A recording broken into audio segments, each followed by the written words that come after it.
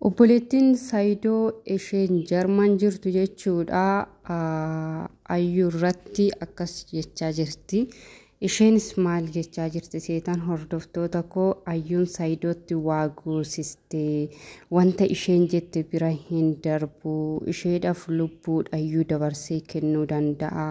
Kun immoo jaalalaa miti waa itti hojjechiiste malee jettee akka malee ta'aa jirti jechuudha. Lafti ishee hanqataa jira. Akkasuma immoo ayyuun Saayidoodhaan gaafa akkana deebitu warqinaaf biti jettee dubbattee jirti.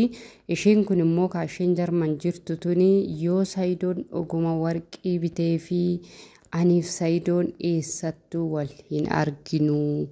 Amantaan keenyas gargar ta'a. Obbolummaan keenyas in cabaadda citaa jettee akka malee ta'aa jirti jechuudha. Akka malee ta'aa jirti.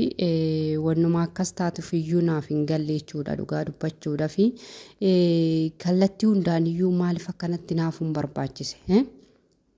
Hinaafa dhumti maaliif barbaachise? Silaa kan jiraachisu Saayidoo kan isaan danda'ee isaan bulchaa jiru Saayidoo sinii miti. Fira ta'aadhaa obboloota ta'aadhaa wanna barbaadan iyyuu ta'a. Ayyuus jaalatee kan jiraachisaa jiru Saayidoo. Sumayyaas immoo jaalatee kan jiraachisaa jiru Saayidoo. Kun keessanii ayyuun asiin baatee ayyuun qorichatti gootee Saayidoo qalbii isa dhabsiistee wanta isheen jette bira hin darbuu. Mana jette mana bichisiifattee makiinaa jette makiinaa bichisiifattee wanta hundayyuu guuttattee amma immoo warqii irratti qarshiisee isaa seef gochuu jetteetu warqii naa bittu malee jechaanii jirti. Haadha manaati mitiiree wanna barbaadde ajajachuu dandeessu koo wanna barbaadde wanna fedhii ishee jechuudha. Sin maaltu akkana sin godha? Maaltu akkana si godhaase? Taragaagge sii miti kan jaalate kiristaana ta'e musliima ta'e wanta barbaaddeyyuu ta'e jechuudha. Ayyuu kan jaalate si osoo hin taane Saayidoodha. Jaalatee gochuufii danda'a. Yoo fedhii isaa hin taane immoo dhiisuu danda'a. Wanti ati yoo inni dhuguma ayyuu faana jiraate ani kiristaanan ta'a inni musliima eessattuu waliin arginu jette. Illimin jettuu reesaa jettee amantaa kee hordoftamu? Namaa jetteeti amantaa kee kan hordoftu? Ayyuu immoo kan jaalate sii miti. Saayidoodha malee jechuudha. Dandeessu walitti araarsa obboleettii koo. Takka akka bubbee takka Sumayyaarra fiigini takka immoo ayyuu bira fiigin. Ati wayinoo dandeesse gidduudhuma ayyuu bahe jechuudha. Ati wanti si laallatu tokkumayyuu hin jiru. Osoo beektee ayyuudhaafis tokko Sumayyaadhaafis tokko ati. Seegalee garuu immoo Sumayyaarra gortee wanna hin taane hinaasa'iin miidiyaa irratti baate si fayyadu waan ta'eef.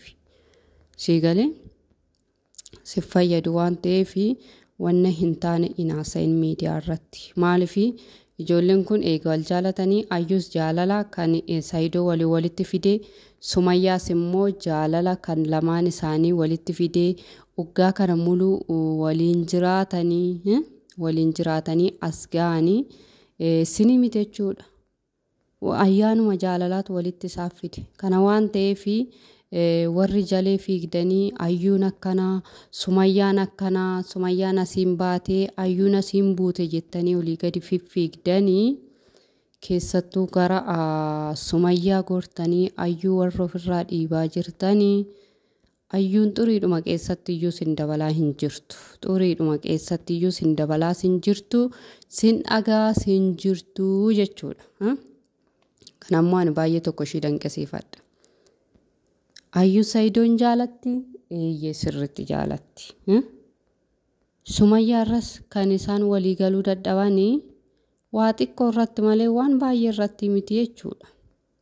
Isaanis immoo Rabbi gaafa jedhee guyyaa ta'e tokko ta'uu danda'u mana tokko akka wasaanummaatti waliin jiraachuu danda'u waan ta'eef sin gidduudhaa ba'a.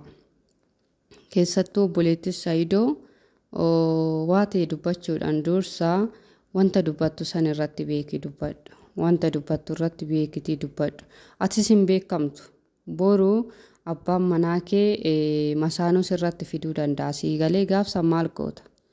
Gaafsanii wanti ati yaaddu tokko jiraachuu danda'a. Shakkuu dandeessa. Waan ati jiraachuu danda'a. Sii galee kana waan ta'ee jiruu fi masaanuun hanga isiniif eeyyamamaa ta'etti isaan wal danda'anii haa jiraatan. Akka isaan wal danda'anii jiraataniif immoo gorsuu qabdu malee lamaa isaanii walitti fiddanii gorsuu qabdu malee tokko caalchistanii tokko gadi buustanii ashafarany cafarany akkas gootee gondor dhaqxee qorichatti gootee akkana maal gaatee maal taatee jechuun hin barbaachisu jechuudha.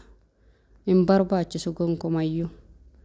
Feetan araarsa dadhabdan gidduu isaaniitii wulliqqi jedhaatii ba'a.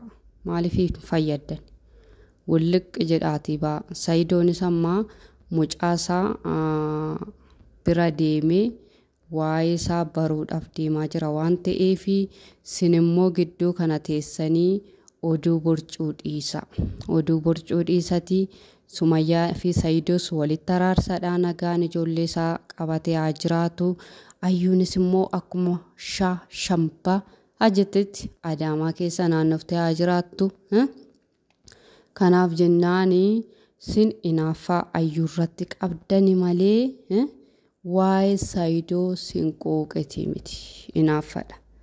Kan asii achisi wanni jechaa jiru inaaffadha malee dhuguma Saayidoodhaaf yaaddanii yookiin immoo Saayidoodhaaf dhimmamtaniitii miti jechuudha. Kanaaf jennaani gidduu fiigdanii dibbee hin rukutina.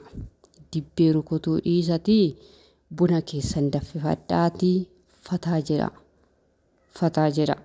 Waa'ee ayyuu irratti dibbee hin rukutina. Sinii galee kanas sinin jedha hordoftootaaf jaalatamtoota maatii chaanaala kootii. Egaa Saayidoonis gara Yemen deemee jira. Ayyuunis dhaamsa itti dhaammattee waa'ee mucaasaatis immoo baruudhaaf parsantii 100 adda baafachuudhaaf deemee jira. Rabbi isaa gargaaru. Saayidooyi akkasuma immoo Sumayyaa faanas walitti isaan araarsu sinin jira.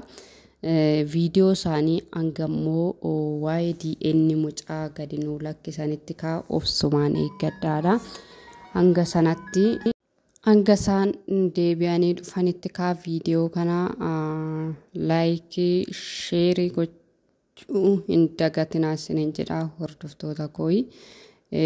Obboleettis Saayidoo dhuguma baay'ee tokko nama aarsitii gadi baatee kana jechuun ishiirraa hin eeggamoo ture garuu wanumaan taane aasaa jirti waan ta'eef